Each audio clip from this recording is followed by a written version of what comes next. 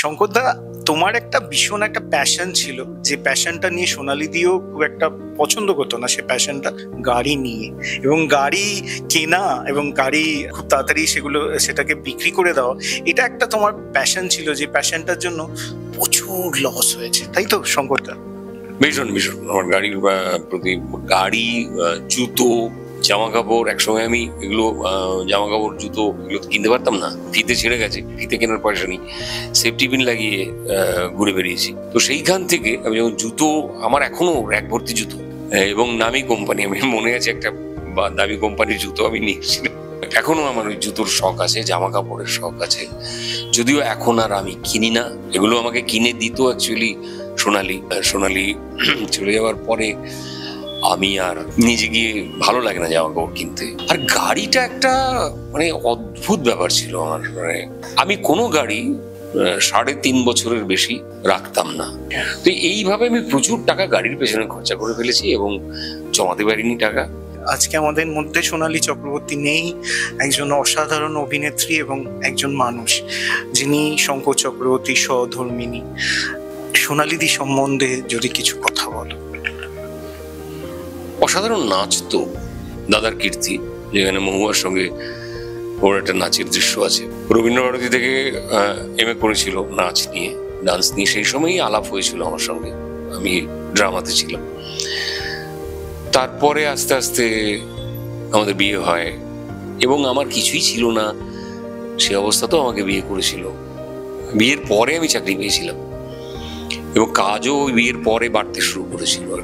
এবং ওই আমি সব জায়গায় বলি, আবার বলি, একই কথা বলতে হয় যে যা নাচের টিউশনি করতো প্রচুর, এবং যা পেত সব আমাকে দিয়ে দিত। তো চলে গেল অসময়ে, ওর তখন 60 বছরও হয়নি, তার আগে চলে গেছে। শঙ্করদা, তোমার জীবনের মাইলস্টোন ছবি উত্তরা অবশ্যই, এবং ব্যাক টু ব্যাক, বেলা শুরু বেলা শেষে, এই দুটি ছবিও কিন্তু মানুষের মনের মধ্যে আলাদা জায়গা করে। তোমার প্রথম পছন্দের ছবিটি কি এবং কেন তোমার পছন্দের? আমি ঋতুপর্ণ ঘোষের সঙ্গে 3খানা ছবি করেছি, অসুখ করেছি, খেলা করেছি, দোসর করেছি। দোসরে আমার খুব ছোট রোল ছিল, কিন্তু ভীষণ ভালো রোলটা ছিল। অভিনয়ের দিক থেকে যদি বলো তাহলে আমি দোসরকে অনেকটা এগিয়ে রাখবো। অবশ্যই উত্তরা 1 নম্বরে আছে। জুনিয়র সিনিয়র একটা বৈষম্য, সৌজন্যতা বোধ নেই বললেই চলে, এবং প্রচুর সিনিয়র অ্যাক্টর যারা এই সৌজন্যতা বোধ, যেটা কিছুটা হলেও জুনিয়রদের কাছ দিয়ে এক্সপেক্ট করে, সেটা একেবারে নেই বললেই চলে। কি বলবেন?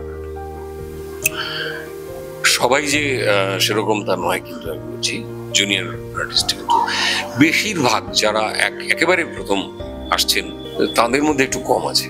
আরো একটা ব্যাপার আছে যে শুধু রিল করে সেখান থেকে কাস্টিং করা হচ্ছে। তো আমি বলবো রিল করা খারাপ নয়, আপনি করুন, মানে আমার ফলোয়ার্স নেই বলে আমার হিংসে করার কোনো কারণ নেই, কিন্তু একটু অভিনয়টা সম্পর্কে একটু জেনে আসুন। কারণ অনেক শিক্ষক আছে, আর বিশেষ করে থিয়েটারে অনেক মানুষ আছেন যাদের কাছে যদি যাওয়া যায়, বলা যায়, তাহলে তারা নিশ্চয়ই সাহায্য করবেন। তাদের মধ্যে আমি বলবো সুমন মুখোপাধ্যায় আছে, দেবেশ চট্টোপাধ্যায় আছে, এরকম অনেক আছে।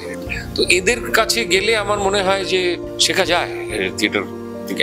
এখন তো সিরিজে ভর্তি ছেলে মেয়ে যারা থিয়েটার থেকে, বিশেষ করে অনির্বাণ যাদের নিয়ে কাজ করে, দেখবেন বেশিরভাগ থিয়েটারের। অনির্বাণ নিজেও তো থিয়েটারের। তো এদের কাছ থেকে আমার মনে হয় যে অনেক কিছু শেখা যায়। আপনারা একটু থিয়েটার যদি করেন, ব্যাকগ্রাউন্ডটা থাকে, প্র্যাকটিসও হয়, তাহলে ভালো হয় আর কি।